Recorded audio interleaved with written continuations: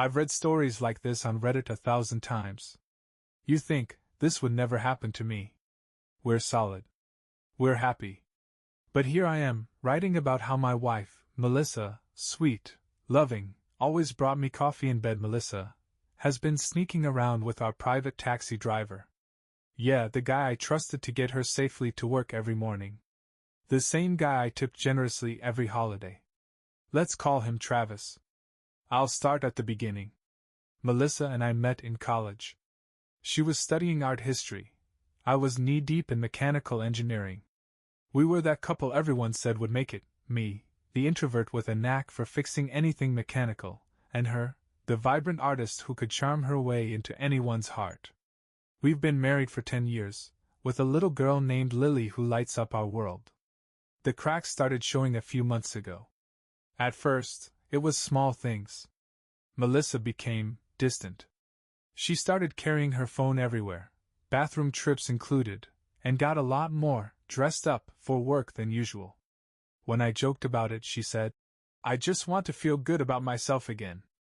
Fair enough, right? But then there were the rides. Melissa used to carpool with her coworker Julia, but one day she announced, "I'm switching to using a private driver. Julia's always late, and I can't risk it anymore." I didn't think much of it. It made sense. Her job as an event coordinator required punctuality. Enter Travis. Travis was reliable, polite, and kept his car spotless. The guy seemed harmless. Honestly, I was kind of glad Melissa had a safe ride every day, given how sketchy some rideshare drivers can be. But then came the changes. Melissa started mentioning Travis way too often. "Travis said this hilarious thing today," or "Travis recommended a new Thai place, he's such a foodie." It felt odd, but I brushed it off as harmless banter. I mean, he was her driver. They spent 30 minutes together every day. It made sense for them to chat. Then one day, while scrolling through my email, I saw something I wasn't supposed to. It was an Uber receipt from last Friday night, a trip from a downtown bar to our neighborhood. Melissa was supposed to be at her friend's book club that evening. I knew instantly she hadn't told me the full story. But I didn't confront her. Not yet. I needed more. The paranoia was like a fire inside me. And that's when I started noticing other things. She was always overly cheerful when she came home from work. Almost like she was compensating for something. She'd take hours to respond to my texts, claiming she was swamped. But when I glanced at her phone one night, her notifications showed a ton of messages from T. One morning, Lily mentioned, "Mommy always gets Travis to play her favorite songs in the car." Something in me broke that day. I wasn't ready to admit it, but I knew. Deep down, I knew. The Uber receipt gnawed at me for days. Who was she with downtown? Why didn't she tell me she went out? I replayed that Friday night in my head, trying to piece it together. Melissa had kissed me on the cheek before leaving, saying, "Don't wait up, book club always runs late." I didn't think twice. Her book club friends were a lively bunch who could talk for hours. But that receipt was proof she hadn't gone where she said she would. And worse, it wasn't just the destination that raised my eyebrows, it was the time. She'd been dropped off in our neighborhood well after midnight, hours after book club should have ended. I decided to do something I'd never done before, check our joint bank account for any suspicious activity. Sure enough, there it was, a transaction at a trendy cocktail lounge downtown. Melissa doesn't even like cocktails. She's a white wine on the patio kind of person. The next morning, I casually asked her about book club. "Oh, it was fine," she said, sipping her coffee and flipping through her phone. "We talked about little fires everywhere. So much drama in that book. Did you stop anywhere after?" I asked, watching her closely. She froze, just for a split second, before taking another sip. "No." "Why?" I shrugged, pretending to brush it off. "Just curious. You got in pretty late." She gave me a smile that didn't reach her eyes. "You know how book club is, one story leads to another, and suddenly it's midnight. We didn't even realize the time. That was her first outright lie. And I bought it, or at least pretended to. But now, I was on high alert. Later that week, I got my first real break. Melissa had left her phone charging on the kitchen counter while she took Lily upstairs for a bath. A message popped up on her lock screen, and I couldn't help but glance. Can't wait to see you tomorrow. Same time? My stomach dropped. I grabbed my phone and quickly snapped a picture of the message before Melissa came back down. Then I did something I'd always considered beneath me. I Googled how to track someone's location. Turns out, if you share an iCloud account, you can use the Find My app to see where their phone is. It took less than 5 minutes to set up, and when I saw her location history from the night of book club, my heart stopped. The cocktail lounge she'd been at wasn't just any bar, it was a known date spot. Small, cozy, romantic. And the address she'd gone to before coming home? A boutique hotel just 3 blocks away. That night I couldn't sleep. Every time I closed my eyes, I pictured Melissa laughing with Travis in some dimly lit bar, sharing inside jokes, maybe even touching his arm like she used to touch mine. I had to know for sure. The next day, I called in sick to work and waited until Melissa left for her meeting. Then I followed her. She didn't go to her meeting.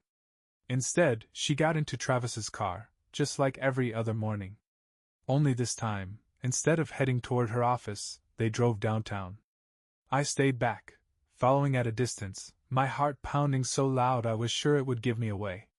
They parked near a cafe, and I watched as Melissa stepped out, her face lighting up as she leaned in to talk to Travis. He got out too, walking around to open the door for her. And then, he kissed her. Right there. In broad daylight. It wasn't a friendly peck or some casual goodbye. It was intimate. Familiar. Like they'd done it 100 times before. I sat frozen in my car, gripping the steering wheel so tight my knuckles turned white. My world crumbled in that moment. Everything, the love, the trust, the life we'd built together, felt like a cruel joke. But I wasn't ready to confront her. Not yet. I needed more. The image of Melissa kissing Travis burned into my brain like a cruel tattoo. All the late nights, the secretive texts, the book club, excuses, it all made sense now. But seeing it with my own eyes was something else entirely. I stayed in my car, barely breathing, as they walked into the cafe together. She was laughing, her hand brushing his arm like she didn't have a care in the world. Meanwhile, I was sitting there feeling like the biggest fool alive. I wanted to storm in, demand answers, make a scene. But something stopped me. Maybe it was the shock, or maybe it was the little voice in my head saying, "Don't blow this yet. You need a plan." So instead of confronting her right then and there, I took out my phone and snapped a few pictures. Her walking beside him, his arm around her waist, their heads close as they whispered over their coffees. It felt dirty, spying like that, but I needed proof. When they finally left the cafe, I followed again. This time, they drove to the boutique hotel, the same one from her location history. I watched as they disappeared inside, my hands shaking so bad I could barely hold the steering wheel. 2 hours later, Melissa came home, all smiles, carrying takeout she claimed was from a lunch meeting. "Hey, babe," she said, leaning in to kiss my cheek like nothing was wrong. "How's your day going?" I stared at her, my mind screaming with questions. How could you? Why him? Do I mean so little to you? But instead, I forced a smile and said, "Busy. You know how it is." She went about her day like normal, chatting with Lily, folding laundry, scrolling through her phone. Watching her act so casual, so normal, made my skin crawl. That night, as we lay in bed, I couldn't bring myself to touch her. She was right there beside me, but she felt like a stranger. The next morning, I decided to take action. I didn't just want to confront her. I wanted to corner her so thoroughly she couldn't wriggle out of it with lies. I started by calling Julia, her old carpool buddy. "Hey, Julia," I said, trying to sound casual. "It's been a while. How's everything?" "Good, good," she replied, clearly surprised to hear from me. "What's up?" I was just wondering, why did Melissa stop carpooling with you? She mentioned something about your schedules not lining up. There was a pause. Oh, I guess that's one way to put it, Julia said, her tone hesitant. What do you mean? Well, it's probably not my place to say, she began, and my stomach sank. But she mentioned wanting more privacy. Something about needing time to decompress during her rides. I didn't push her on it. I thanked Julia and hung up, my suspicions growing darker. Melissa hadn't wanted privacy. She'd wanted freedom to do whatever she wanted with Travis. Next, I called Travis's employer. Posing as someone interested in hiring a private driver, I asked a few innocent-sounding questions, like how long Travis had been working there, and whether he had other clients. He's great, super professional, the dispatcher said. Been with us for a few years. He's actually exclusive with one client right now. Some lady he drives daily. Lucky guy gets a steady paycheck. The anger bubbled up again. Exclusive. He wasn't just her driver. He was practically on her payroll. With all the pieces falling into place, I decided to dig deeper. That evening, while Melissa showered, I grabbed her phone. My heart raced as I scrolled through her messages, praying I'd find something definitive. Sure enough, there it was. Messages between her and Travis, hidden under a fake contact name. Jen Work. Travis. Yesterday was amazing. You look stunning in that dress. Melissa. You always say the sweetest things. Can't wait for tomorrow. Same time? My stomach churned as I read the messages. They talked about everything, where to meet, how to keep it secret, even how to explain away the late nights. And then there was the worst message of all, sent just a day earlier. Travis.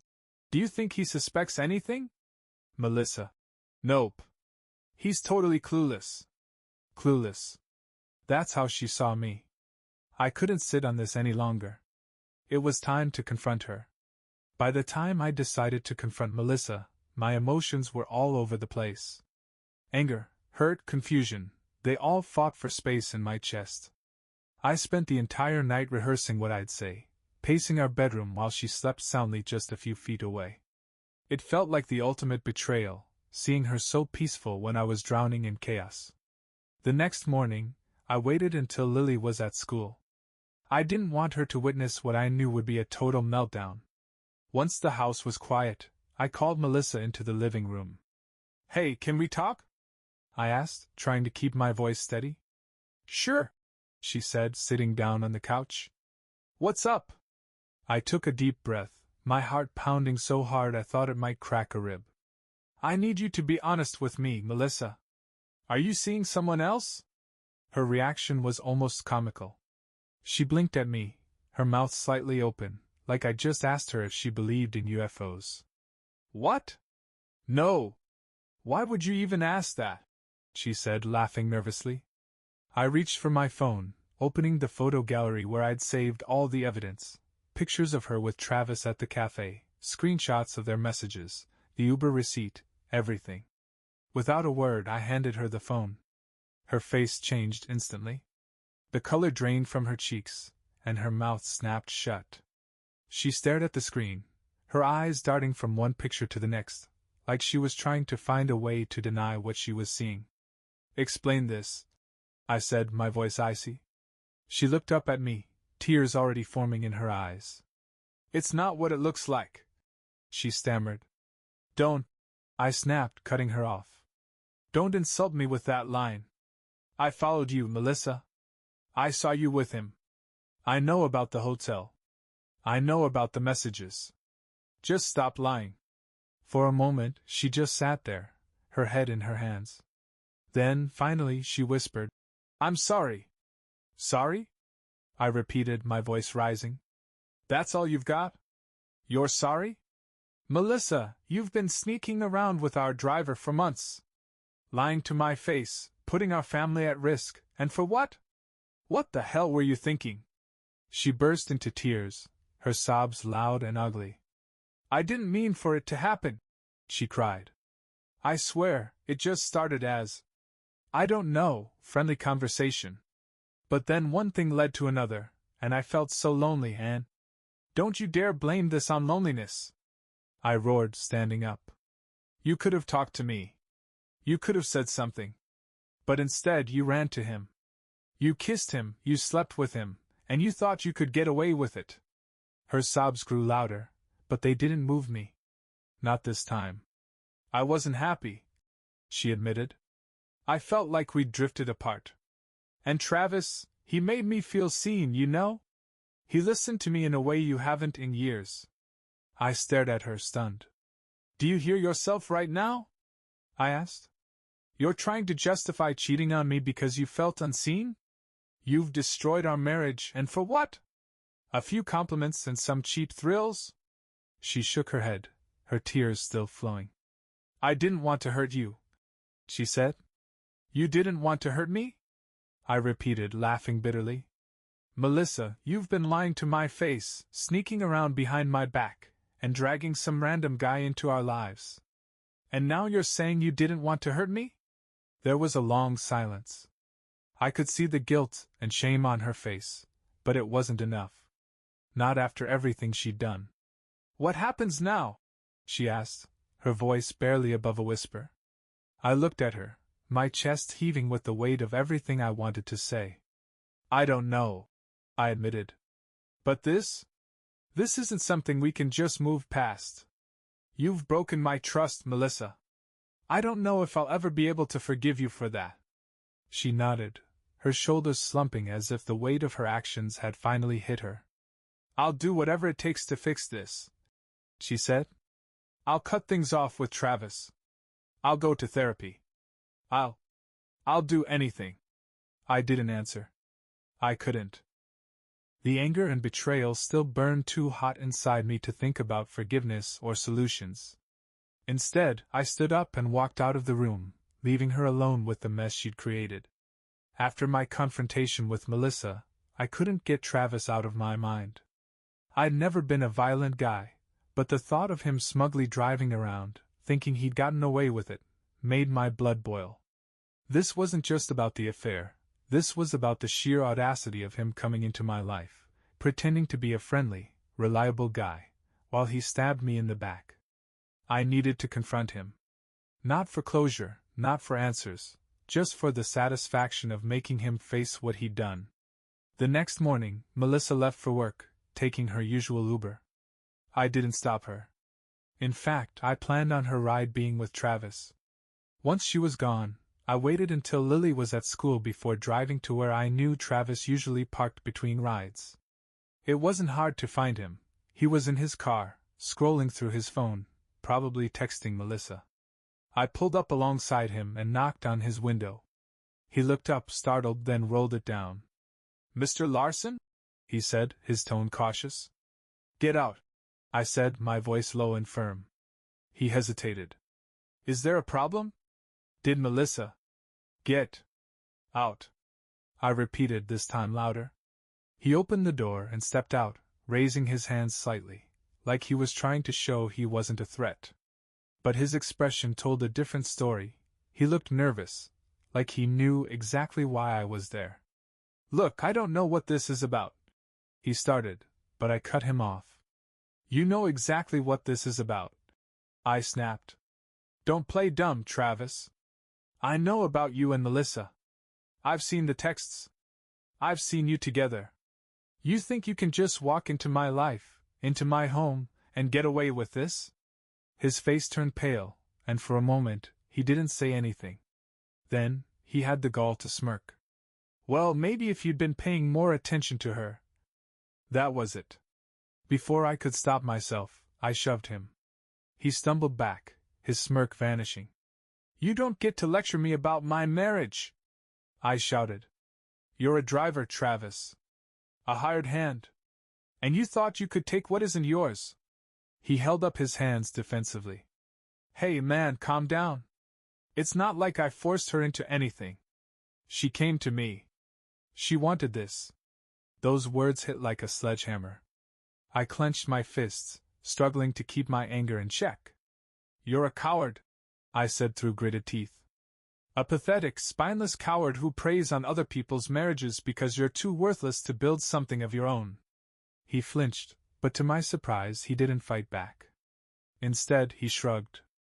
Think what you want, but it's not just on me.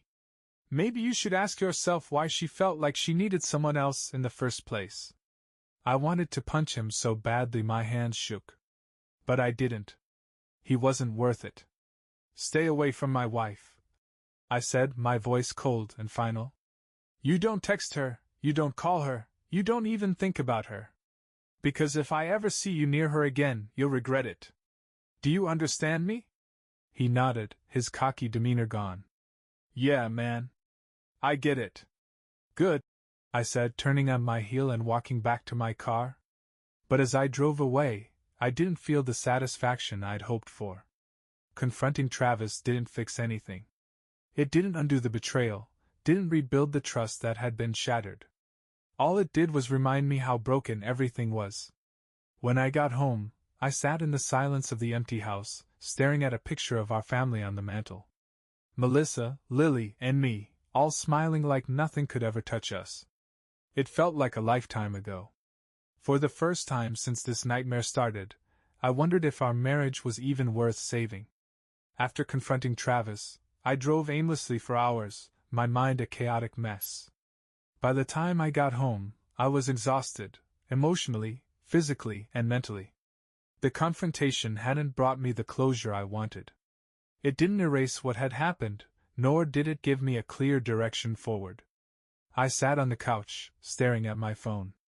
Messages from Melissa popped up, simple things like, "Made it to work safe," and "Hope you're having a good day." They felt so hollow now, like placeholders for a normalcy we no longer had. I ignored her texts and instead pulled out a notebook, something I hadn't done in years. Back in college, I used to write things down when I felt overwhelmed, pros and cons, lists of decisions I needed to make. It helped me see things clearly. I wrote one word at the top of the page, divorce. Underneath, I made 2 columns, reasons to stay and reasons to leave.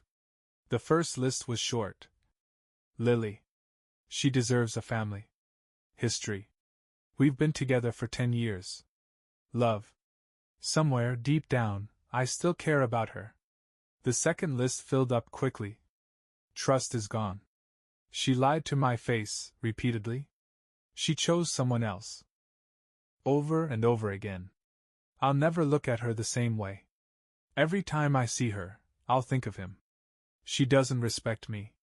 She didn't even have the decency to come clean until I caught her. I deserve better.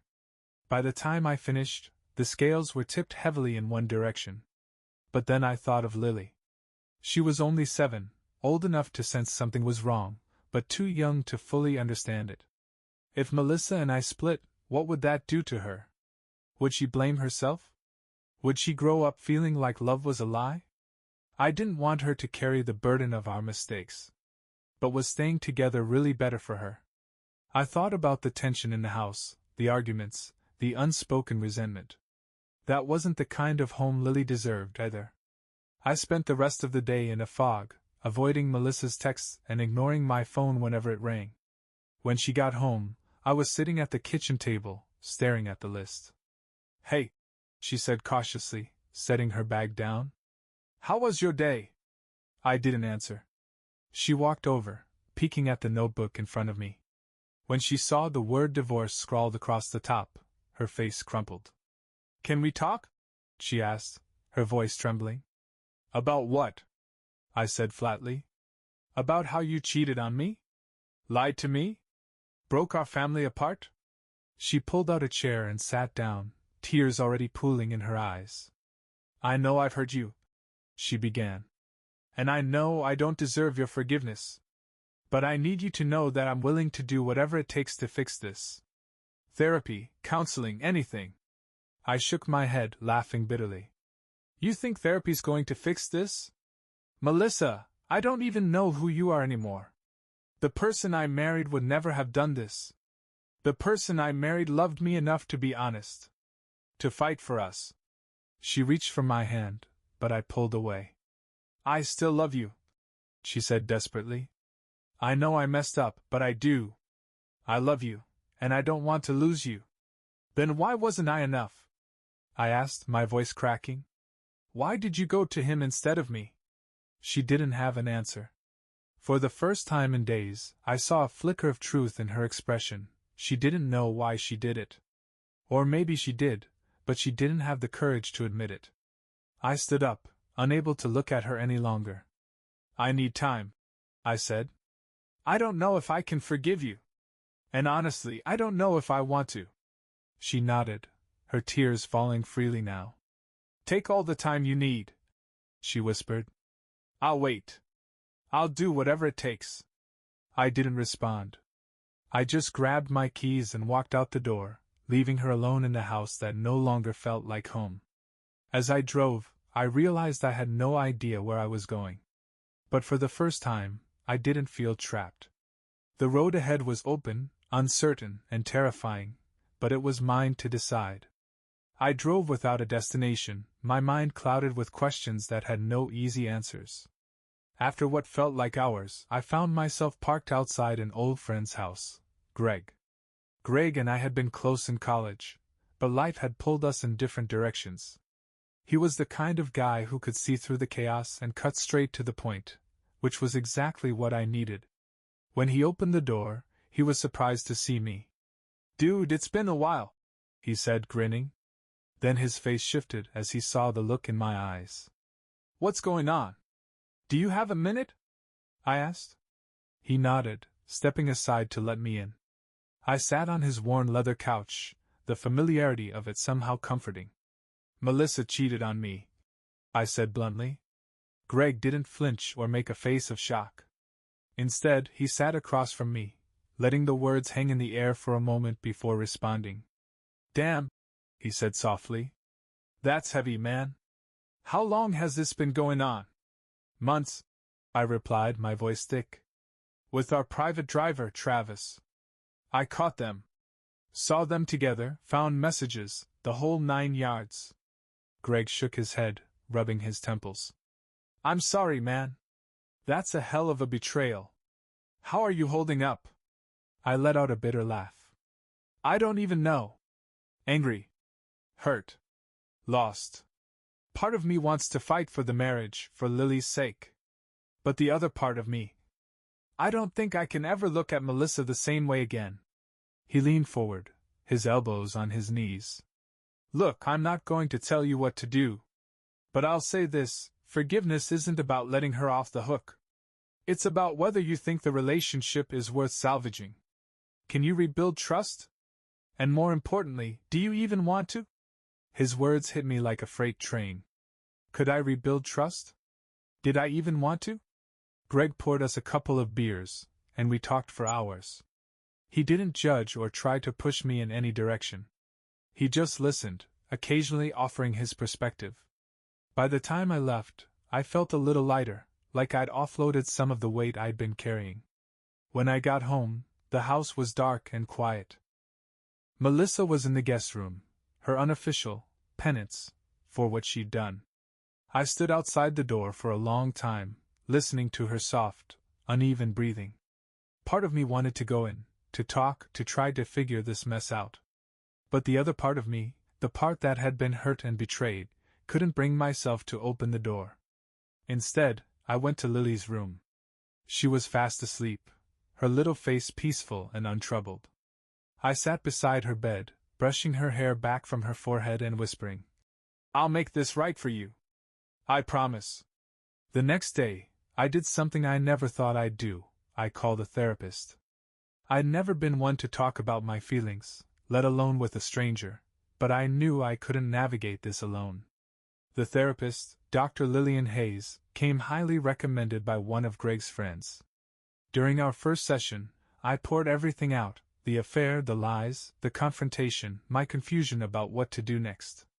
Dr. Hayes listened intently, taking notes and occasionally nodding.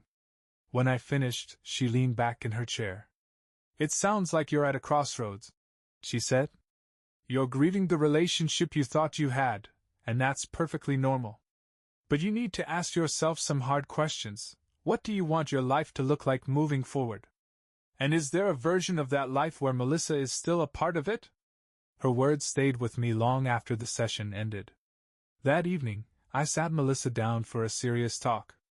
I saw a therapist today, I told her. Her eyes widened. You did? Yeah, I said.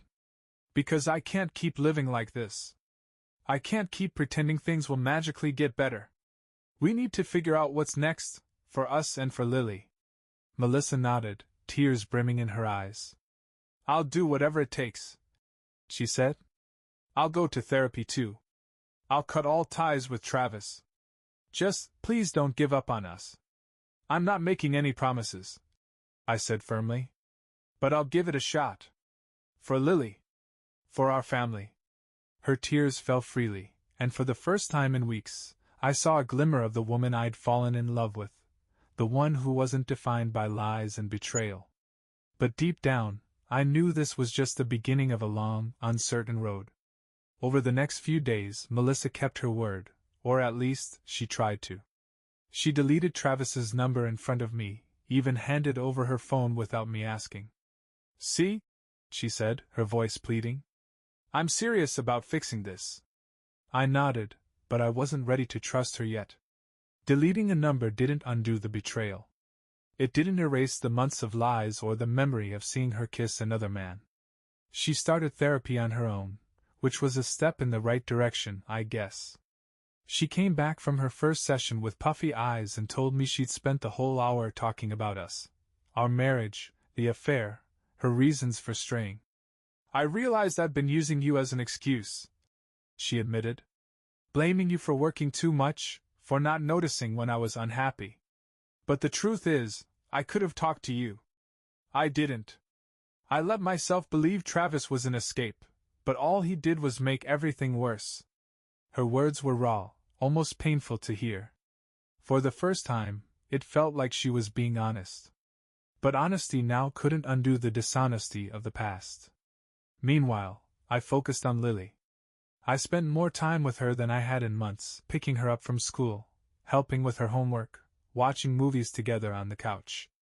She was my anchor in all this, the one thing that kept me grounded. But even with her, the cracks were showing. Why doesn't Mommy sleep in your room anymore? She asked one night as we were brushing her teeth. I froze, the question hitting me like a punch to the gut. Mommy and I are just working on a few things, I said carefully. But we both love you very much. That will never change. She looked at me with those big, innocent eyes, her toothbrush still in her mouth. Are you gonna leave? My chest tightened. No, I said, though the word felt shaky, even to me. We're not going anywhere. That night, as I lay in bed alone, her question played on a loop in my head. Was I lying to her? Was staying really the right thing to do? Melissa, for her part, was trying. She made dinner every night, asked about my day, even suggested we start going on dates again. But it all felt forced. Like she was following a script instead of acting out of genuine love. One night she sat me down in the living room, holding a thick envelope. I wrote you a letter, she said, handing it to me. I stared at the envelope for a long moment before opening it. Inside were several handwritten pages, detailing her feelings, her regrets, her promises to change. She wrote about how much she loved me, how she missed the way we used to be, and how she wanted to rebuild what we'd lost. It was heartfelt, raw, and emotional. But it also left me feeling numb. Later that week, I decided to test her. I told Melissa I had a work trip coming up, a 2-day conference out of town. In reality, I didn't. I stayed at Greg's place, wanting to see what she'd do with the space I gave her. The first night, I couldn't resist checking her location through the Find My app. She was at home. Nothing unusual. The second night was the same. When I came back, she greeted me at the door, her smile tentative but hopeful. How was the conference? She asked. Fine, I said, watching her carefully. That evening, I checked her phone while she was in the shower. There were no new messages from Travis, or from anyone suspicious, for that matter. She really had been trying to stay clean.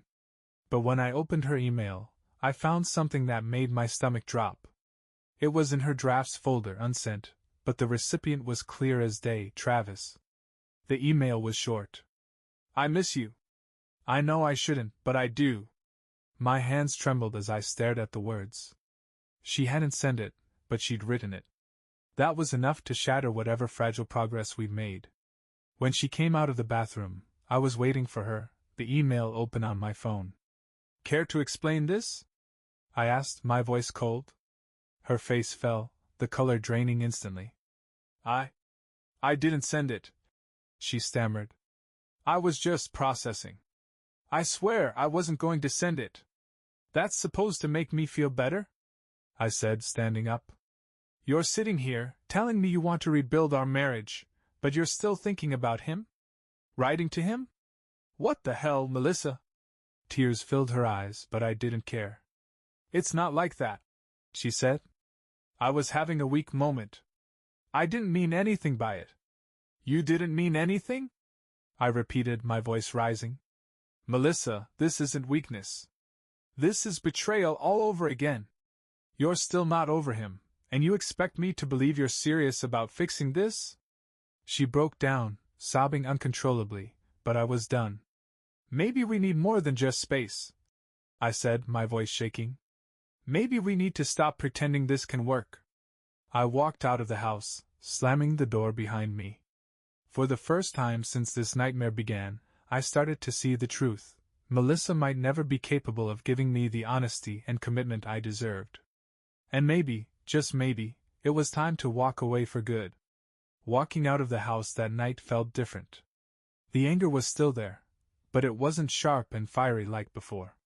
It had dulled into something heavier, resignation. I drove aimlessly, the cool night air blowing through the windows as I tried to make sense of everything. Melissa's unsent email to Travis had been the final straw. Even if she didn't send it, even if she was processing, like she claimed, it was clear her heart wasn't fully in this marriage anymore. And maybe, if I was being honest with myself, either was mine. I ended up at a quiet diner on the edge of town. The kind of place where no one bothers you if you sit in a booth alone, nursing a coffee for hours. The waitress gave me a sympathetic smile as she refilled my cup, like she could tell I was carrying the weight of the world on my shoulders. That night, I started to seriously think about what life would look like without Melissa. Not in the vague "what if" way I had before, but in real, tangible terms. How would we tell Lily? How would we handle custody? Would we sell the house? Split the savings? The thought of dismantling our life piece by piece was overwhelming, but so was the idea of staying in a marriage built on broken trust. When I got home, Melissa was sitting on the couch, her face streaked with dried tears. She looked up at me, her eyes filled with desperation. I know I've ruined everything, she said quietly. But I'm begging you, please don't give up on us. I didn't respond right away. Instead, I sat down across from her, my hands clasped tightly together. I don't know if I can do this anymore, I admitted. I've tried, Melissa. I really have. But every time I think we're moving forward, something happens that reminds me of how much you've broken. She started crying again, but I held up a hand. No more tears. No more promises you can't keep. I need real answers, Melissa. Can you honestly tell me you're over him? That there's nothing left of whatever it was you had with him? She hesitated, just for a moment, but it was enough. That's what I thought, I said, standing up. I'll stay here for Lily's sake, but only until we figure out the next steps. I think it's time we started talking about separation. The words hung in the air like a death knell. Melissa buried her face in her hands, her sobs muffled but gut-wrenching. I'll do whatever you want, she whispered. Just don't hate me. I don't hate you, I said, my voice hollow. But I don't know if I can love you anymore either. The next few weeks were a whirlwind of awkward conversations and quiet nights. Melissa moved into the guest room permanently, and we agreed to keep things as normal as possible for Lily until we could figure out the logistics of separating. I reached out to a lawyer, a no-nonsense woman named Amanda who came highly recommended. During our first meeting, she laid everything out clearly, what I could expect, how custody arrangements might work, and the importance of keeping things civil for Lily's sake. "Do you want to fight for the house?" she asked, glancing at the paperwork spread out between us. I thought about it for a long moment before shaking my head. "No. I don't want to stay there. Too many memories." Amanda nodded, jotting down a note. "It's a smart move. A fresh start will help." And that's what I began focusing on, a fresh start. I threw myself into my work, taking on extra projects to keep my mind occupied. I started hitting the gym again, something I hadn't done regularly since before Lily was born. And I spent as much time with Lily as possible, helping her with school projects, taking her to the park, even letting her pick the movie for our weekly Friday night tradition. The hardest part was sitting down with Lily to explain what was happening. Melissa and I did it together, deciding that no matter what, we needed to present a united front for her. "Mommy and Daddy love you very much," Melissa began, her voice trembling. "But sometimes grown-ups have problems they can't fix, even if they try really hard." Lily's eyes widened, her little face clouding with confusion. "What do you mean?" I took her hand, squeezing it gently. "It means we're going to live in different houses soon. But we'll both still be here for you, no matter what." Her lower lip quivered. "Is it my fault?" My heart shattered. "No, sweetheart. Not at all. This is about Mommy and me, not you. We both love you so much, and that will never, ever change." She cried, of course. And so did we.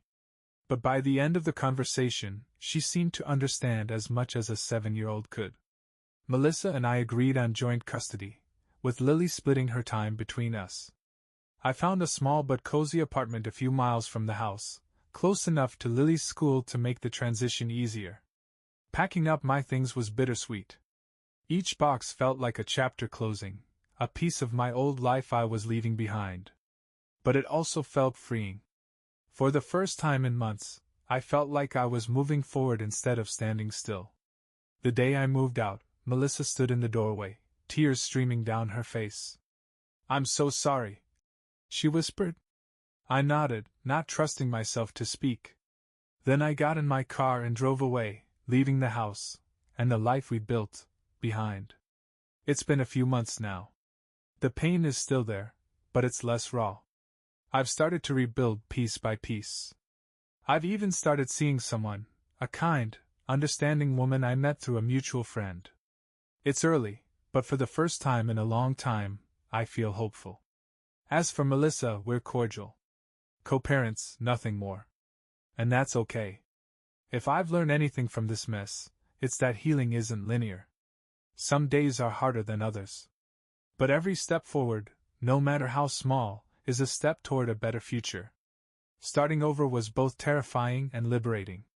The first few weeks in my new apartment were a blur of unpacking boxes, trying to make the space feel like home, and figuring out how to navigate this new chapter of my life.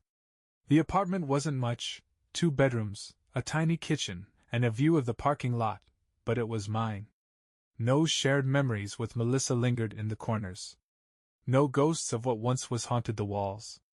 It was a blank slate, and for that, I was grateful. Lily adjusted surprisingly well. At first, she was understandably confused, asking a lot of questions about why Mommy and Daddy couldn't live together anymore. But kids are resilient, and she adapted faster than I expected. She loved her new room, especially after we spent a weekend decorating it with fairy lights, colorful posters, and her favorite stuffed animals. She split her time between my place and Melissa's, and while it wasn't the family dynamic I'd envisioned, it worked. We kept things civil during pickups and drop-offs, always careful to avoid arguments in front of Lily. For her sake, we had to get this right. Being on my own for the first time in years was strange. Without Melissa or Lily around, the silence was deafening. I'd forgotten what it was like to sit with my own thoughts, to not have someone else's schedule dictating my day. So, I filled the silence. I started running again, something I hadn't done since college. The fresh air and steady rhythm of my feet pounding the pavement became a kind of therapy. I signed up for a woodworking class, rediscovering a hobby I'd abandoned years ago. And I reconnected with old friends, guys I hadn't seen in ages because I'd been so wrapped up in work and family life. Greg, in particular, became my go-to sounding board. We'd meet for beers every other week, and he never hesitated to call me out when I started spiraling into self-pity. "You're allowed to feel hurt," he told me one night. "But don't let this define you. You're more than just a guy who got cheated on." He was right, of course. And slowly, I started to believe it. An unexpected connection. About 2 months after moving out, I went to a birthday party for one of Greg's friends. I wasn't exactly in the mood to socialize, but Greg insisted. "You need to get out, meet new people," he said. That's where I met Rachel. She was standing near the snack table, struggling to open a jar of salsa. I walked over, joking about how jar opening was one of my few areas of expertise. She laughed, and the sound was warm and genuine, like sunlight breaking through clouds. We ended up talking for most of the night. She was easy to be around, funny, smart, and refreshingly straightforward. She didn't pry into my past, and I didn't offer much, but there was something about her that made me feel normal again. Over the next few weeks, we started seeing each other casually. Coffee dates, hiking trips, even a few late-night phone calls that stretched into the early hours. It wasn't serious, not yet, but it was a reminder that I was still capable of connecting with someone.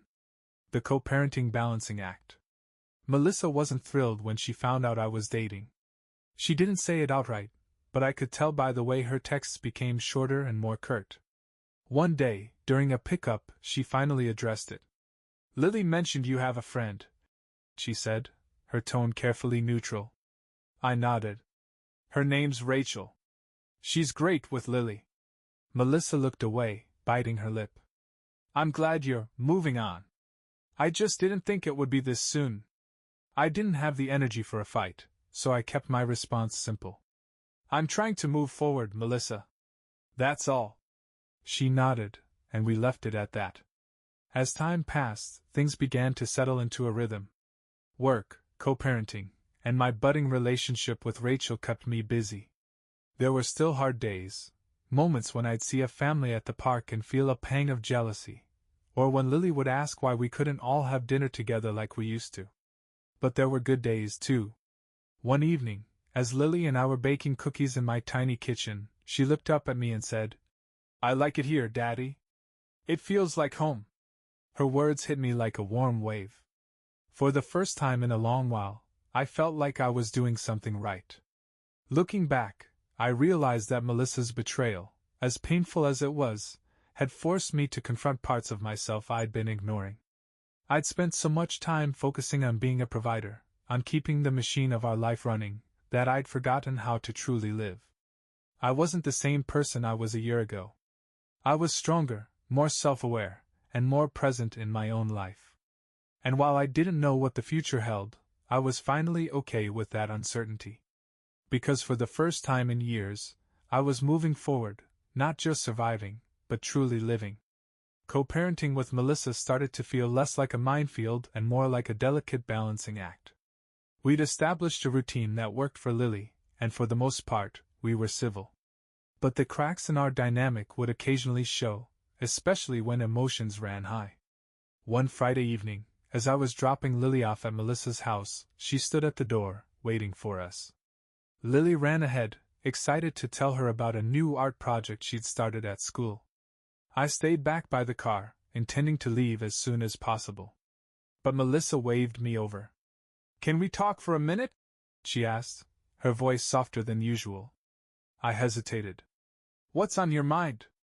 She glanced toward the house to make sure Lily was out of earshot, then sighed. "I've been thinking about everything, the way things ended between us, the mistakes I made. I just want you to know I'm sorry. For all of it." Her apology caught me off guard. For months, I'd been waiting for something like this, but now that it was here, I didn't know how to respond. "I appreciate that," I said after a long pause. "But it doesn't change what happened. I've moved on, Melissa. I think you should too." She nodded, tears brimming in her eyes, but she didn't press further. "I hope we can keep doing what's best for Lily," she said. "We always will," I assured her before turning to leave. As much as Lily was adjusting to our new reality, she wasn't immune to the confusion and sadness that came with having divorced parents. One night, while tucking her into bed, she looked up at me with tear-filled eyes. "Daddy, do you think you and Mommy will ever get back together?" she asked. Her question hit me like a punch to the gut. I sat on the edge of her bed, brushing her hair back gently. "Sweetheart, I know it's hard to understand right now, but sometimes grown-ups make decisions that seem confusing. What's important is that Mommy and I both love you more than anything in the world, and that will never change. But I miss when we were all together," she said, her voice trembling. I hugged her tightly, fighting back my own tears. "I know you do," I whispered. "And it's okay to feel that way. But we're still a family, even if it looks a little different now." That conversation stuck with me for days. It was a reminder of how deeply this situation affected her, and it reinforced my determination to make her feel as loved and supported as possible. Rachel had been patient, understanding, and respectful of the fact that my life was complicated. She'd met Lily a few times, always careful not to overstep, but their interactions were natural and sweet. One weekend, we took Lily to a nearby apple orchard. Watching the two of them laugh and play as they picked apples was like a balm for my soul. It was a glimpse of what life could be, a blend of old and new, pain and healing. Later that evening, after Lily had fallen asleep, Rachel and I sat on the couch, sipping hot cider. "You're good with her," I said, breaking the comfortable silence. Rachel smiled, tucking a strand of hair behind her ear. "She's a great kid. You're doing an amazing job with her." Her words warmed me more than the cider ever could. For so long, I doubted myself, my ability to be a good father, a good partner, even a good person. But Rachel had a way of quieting those doubts, reminding me of my worth. Not everything was smooth sailing. One evening, Melissa called me unexpectedly. Her voice was shaky, and I could tell she'd been drinking. "I just need to ask you something," she said. "Do you think we ever had a chance to fix things? Or did I ruin it the moment I let Travis into my life?" I sighed, leaning back in my chair. "Melissa, we can't keep having this conversation. What's done is done. All we can do now is move forward." "I know," she said softly. "But it's hard. I don't know how to move on." Her vulnerability tugged at me, but I reminded myself that her healing was no longer my responsibility. "You'll figure it out," I said. "Just like I had to." She didn't push further, and I hung up feeling a strange mix of sadness and relief. Over time, I started to see my life in a new light. The pain of the betrayal was still there, but it wasn't the defining feature of my days anymore. I'd built something new, something stable, fulfilling, and hopeful. Lily was thriving, Rachel was becoming an important part of my life, and I was learning to let go of the anger and resentment I'd carried for so long. One night, as I sat on my balcony watching the stars, I thought about everything that had happened over the past year. It had been a roller coaster of emotions, but in the end, it had taught me something valuable. Sometimes life falls apart so that it can be rebuilt stronger. And for the first time in a long time, I felt like I was exactly where I was meant to be. Just when I thought life was settling into a manageable rhythm, fate decided to throw another curveball my way. It started with a phone call from Melissa late one evening. "Can you come over?" she asked, her voice unusually subdued. "What's going on?" I asked, glancing at the clock. "I think we need to talk about something important," she said, trailing off in a way that sent a chill down my spine. Reluctantly, I agreed. I left Lily at Rachel's for the evening, something that was becoming more common, and drove to Melissa's house. When I arrived, she looked more nervous than I'd ever seen her. She was pacing the living room, wringing her hands together. "Okay, what is it?" I asked, sitting on the couch and bracing myself. She hesitated for a moment before blurting out, "I'm pregnant." My stomach dropped. "What?" She sank into the chair across from me, avoiding my eyes. I've been feeling off for weeks, so I took a test. Then I went to the doctor to confirm. I'm about 9 weeks along. I felt like the room was spinning. How? I started, but the question was pointless. I already knew the answer. It's not yours, she said quickly, as if that was supposed to make things better. It's Travis's. The name hit me like a slap to the face. Just when I thought I'd put him in the rearview mirror, he found a way to worm back into my life. And you're telling me this because… I asked, trying to keep my voice steady. Because I don't know what to do, she said, her voice breaking. I haven't told him yet. I thought you deserved to know first. Deserved to know?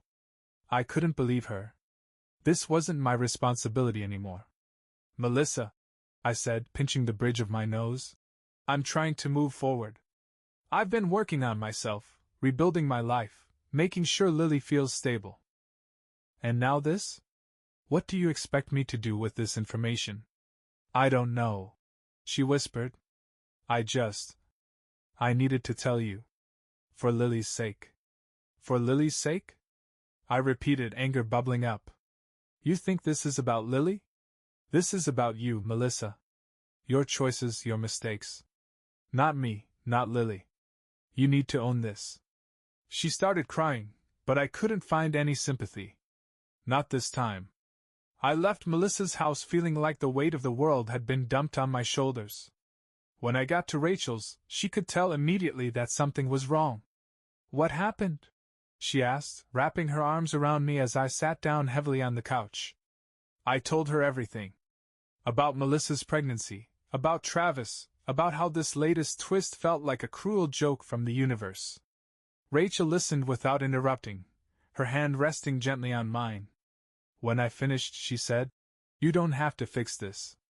It's not your mess to clean up." Her words were exactly what I needed to hear. For so long, I'd felt responsible for holding everything together, for Lily, for Melissa, even for myself. But Rachel was right. This wasn't my burden to carry.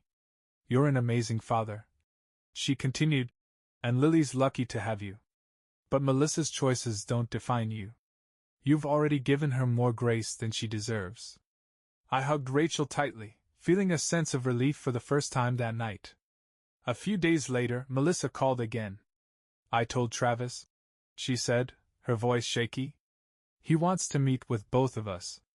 Why? I asked sharply. He thinks, I don't know, that we need to talk about how this might affect Lily, she said. I sighed, knowing I couldn't avoid it forever. We met at a neutral location, a coffee shop that felt far too casual for the weight of the conversation. Travis looked as smug as ever, but there was an undercurrent of nervousness in his demeanor. Thanks for coming, he said, nodding at me. Let's get one thing straight, I said immediately. I'm only here because of Lily. Don't think for a second that I care about anything else. Travis held up his hands in mock surrender. Fair enough. Look, I just think we need to figure out how to navigate this. I don't want this situation to confuse Lily or make things harder for her. I couldn't help but scoff. You're worried about making things harder for her? That's rich coming from the guy who destroyed her family. Travis's face darkened, but he didn't respond. Melissa stayed quiet, looking like she wanted to disappear into the wallpaper. Here's how this is going to go, I said, leaning forward. Whatever happens with your child, you handle it. You don't involve me, and you don't drag Lily into your mess. She's been through enough already. Travis nodded, looking chastened. Melissa avoided my gaze entirely. As messy as the situation was, I found solace in the boundaries I set. Melissa's pregnancy was her responsibility now, and I refused to let it derail the progress I'd made. Rachel continued to be my rock, helping me navigate the emotional fallout while keeping me focused on what truly mattered, Lily. One evening, as Lily and I were playing a board game at the dining table, she looked up at me and smiled. You're the best, Daddy, she said simply. In that moment, I knew I was doing something right. No matter how chaotic life became, as long as I put her first, I'd find a way through. After the meeting with Travis, I felt a strange sense of clarity. Melissa's pregnancy was a storm brewing on the horizon, but it wasn't my storm. I had spent months untangling myself from her chaos, and I wasn't about to let her pull me back in. My focus was on Lily, and on building a future where her happiness wasn't tied to the mistakes of her parents. Rachel and I continued to grow closer. She had a natural way of easing into my life, never trying to overstep but always being there when I needed her. She was great with Lily, too, patient, kind, and fun in a way that made my daughter light up every time they spent time together. One Saturday morning, while Rachel was over for breakfast, Lily turned to me with her usual blunt honesty. "Is Rachel your girlfriend?" she asked, her eyes darting between the two of us. Rachel blushed, and I laughed, caught off guard. "What makes you ask that?" I said, buying time. "You smile a lot when she's here," Lily said simply. "And she makes really good pancakes." Rachel and I exchanged a glance before I nodded. "Yes, sweetheart, Rachel's my girlfriend." Lily considered this for a moment before shrugging. "Cool," she said, grabbing another pancake. Rachel let out a breath she'd been holding, and I reached over to squeeze her hand under the table. It wasn't much, but it felt like a big step forward. Meanwhile, Melissa's situation with Travis was unraveling. She called me one evening, her voice strained. "He's not handling this well," she admitted. I didn't say anything, waiting for her to continue. "He says he'll support the baby, but he doesn't want anything to do with me," she said, her words tumbling out in a rush. I don't know what I thought. I guess I thought he cared about me more than this." I closed my eyes, taking a deep breath. "Melissa, I don't know what you expect me to say. Travis's choices are his own, just like yours were. You can't keep looking to other people to fix things for you." Her silence on the other end of the line was heavy. "I guess I deserve that," she said finally. "It's not about deserving," I replied. "It's about taking responsibility. You've got a child on the way. That's where your focus needs to be now." It wasn't easy to say those words. A part of me still felt a flicker of sympathy for her, despite everything. But I couldn't let that sympathy become a crutch for her to lean on. As Melissa's life became more complicated, mine started to feel more stable. Rachel and I began talking about the future, not in grand, sweeping terms, but in small, meaningful ways. "Do you think Lily would like a dog?" she asked one evening as we walked through the park. I laughed. "She'd love it. I just have to convince her not to let it sleep in her bed every night." Rachel smiled, her hands slipping into mine. "Maybe we can look into it. You know, as a family." Her words warmed me in a way I hadn't felt in years. The idea of a family felt different now, less about perfection and more about love and effort. One day, Melissa showed up unexpectedly at my apartment. She looked exhausted, her hand resting protectively on her stomach. "Can I come in?" she asked hesitantly. I let her in, and she sat on the couch, wringing her hands.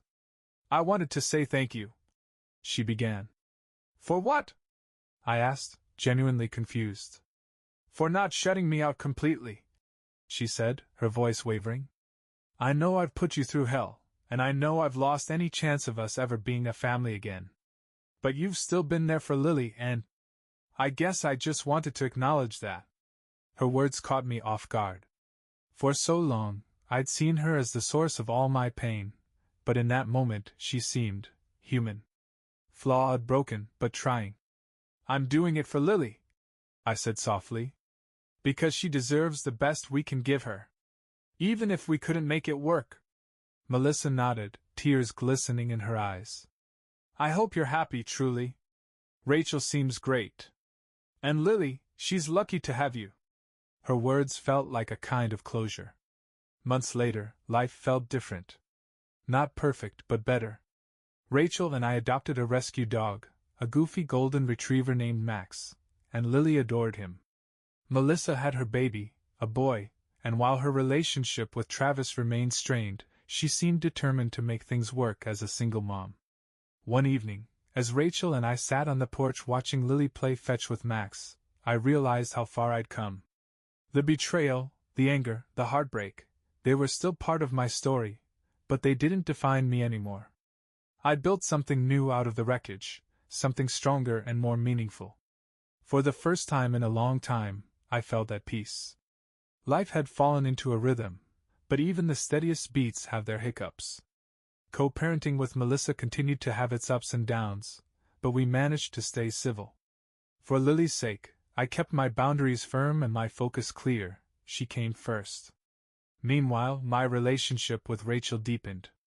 She brought a sense of calm and joy into my life that I hadn't realized I was missing.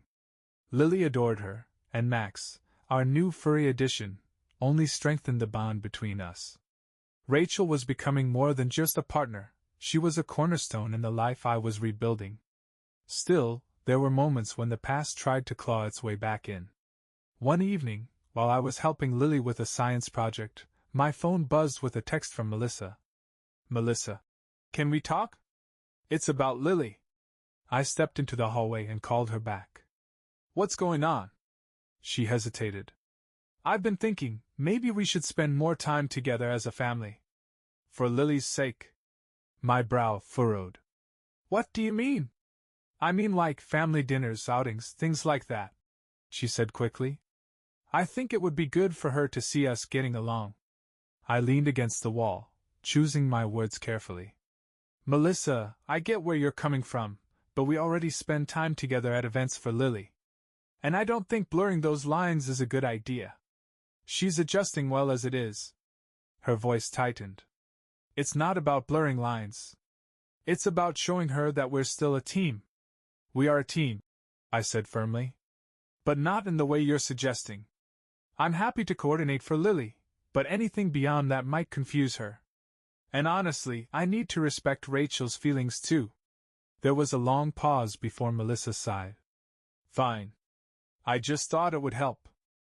After hanging up, I couldn't shake the feeling that Melissa's request had more to do with her own struggles than with Lily. But I knew I had to stand my ground. Later that evening, I told Rachel about the conversation. She listened intently, her expression calm but thoughtful. "She's probably trying to find stability in her own way," Rachel said. "But you're right to set boundaries. Lily doesn't need the idea of you two getting back together floating around in her head."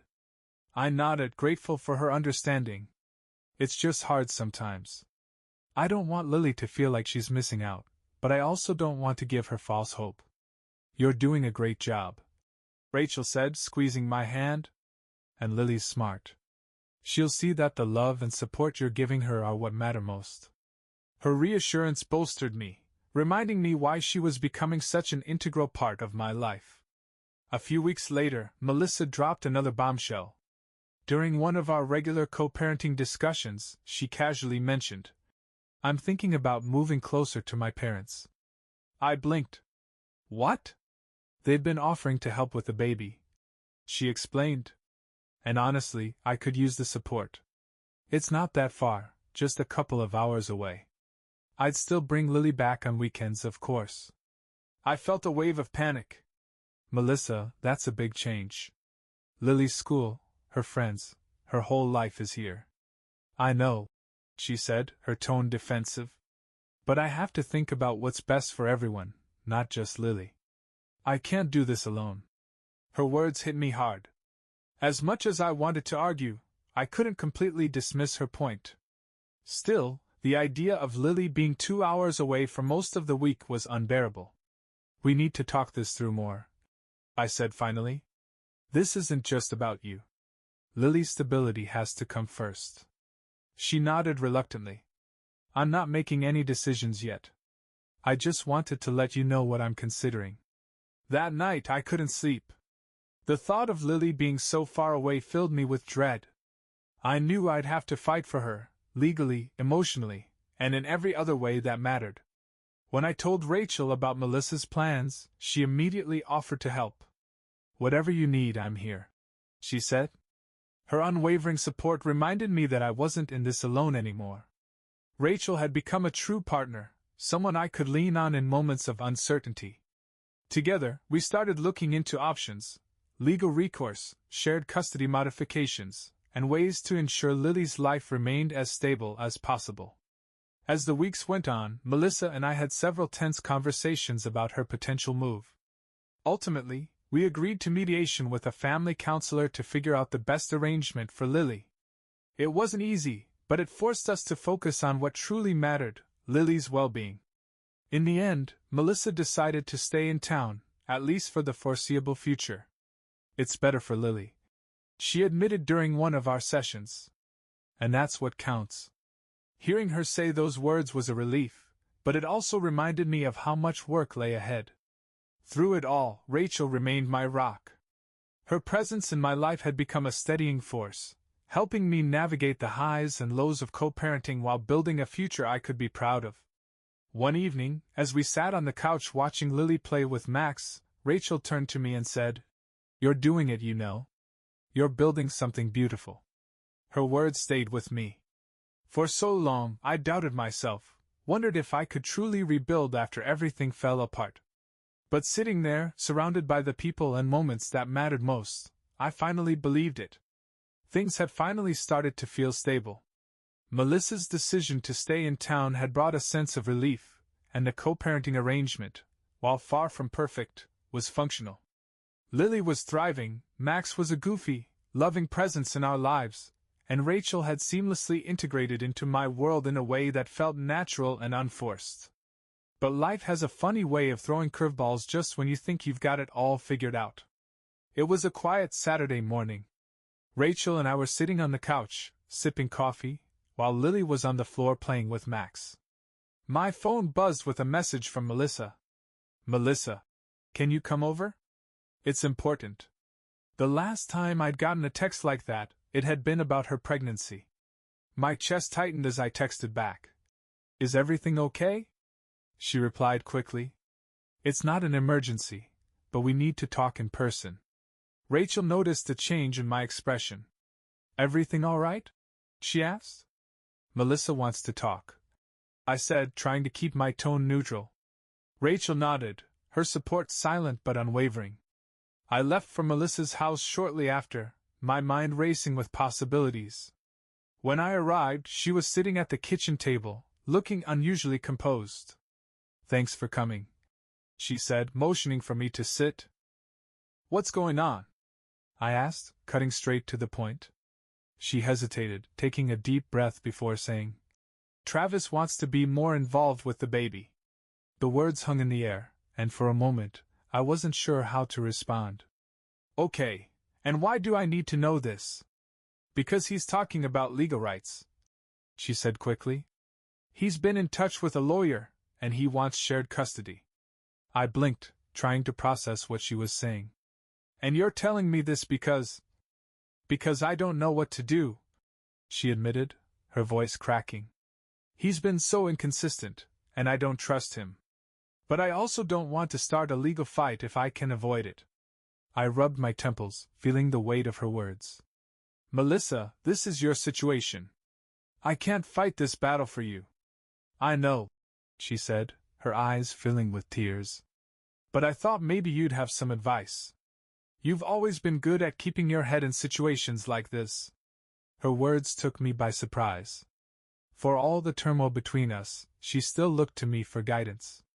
"You need to do what's best for the baby," I said finally. "If you think Travis can be a positive influence, then work with him. But if you genuinely believe he's a risk, you need to protect your child. That's your priority now." She nodded, her tears spilling over. "Thank you," she whispered. Melissa's situation with Travis began to unfold over the next few weeks. He pushed hard for shared custody, and while Melissa was initially resistant, she eventually agreed to a mediated arrangement. The ripple effect of their conflict inevitably reached Lily. One evening, as we were driving home from school, she asked, "Why does Mommy always look so sad lately?" I glanced at her in the rearview mirror, my heart aching. "Mommy's just dealing with some grown-up stuff," I said carefully. "But it's nothing for you to worry about." She nodded, but her usual chatter was quieter that night. Through it all, Rachel continued to be my anchor. One evening, as we sat on the balcony with a bottle of wine, she said, "You're handling this better than most people would." I laughed, shaking my head. It doesn't feel that way. Half the time, I feel like I'm one step away from everything falling apart again. She reached over, placing a hand on mine. You've been through the worst of it, and you've come out stronger. Whatever comes next, you've got this. Her confidence in me was both humbling and empowering. As the dust began to settle with Melissa and Travis, I realized how much Rachel had become a part of my life, and Lily's. She wasn't just my girlfriend, she was my partner, my confidant, and the person who'd stood by me when everything else felt uncertain. One evening, as we walked through the park with Max trotting beside us, I stopped and turned to her. Rachel, I began, my heart pounding. I know life's been messy, and I know I've brought a lot of chaos into your world. But I also know that I don't want to face any of it without you. Her eyes widened as I pulled a small box from my pocket. I'm not perfect, and my life isn't perfect, but I love you, I said, opening the box to reveal a simple diamond ring. Will you marry me? Tears filled her eyes as she nodded. Yes, she said, throwing her arms around me. Max barked excitedly, and Lily, who had been trailing behind us, ran up to see what was going on. When she saw the ring, she squealed. Does this mean Rachel's going to be my stepmom? Rachel laughed, crouching down to hug her. I guess it does, she said, tears still streaming down her face. For the first time in what felt like forever, the future didn't seem like a looming storm. It felt like a sunrise, bright, full of promise, and ready to be embraced. Melissa's life, Travis's involvement, the complexities of co-parenting, they would all continue to bring challenges. But for the first time, I felt ready to face them. Because I wasn't just surviving anymore. I was thriving, surrounded by love, hope, and the family I'd chosen to rebuild.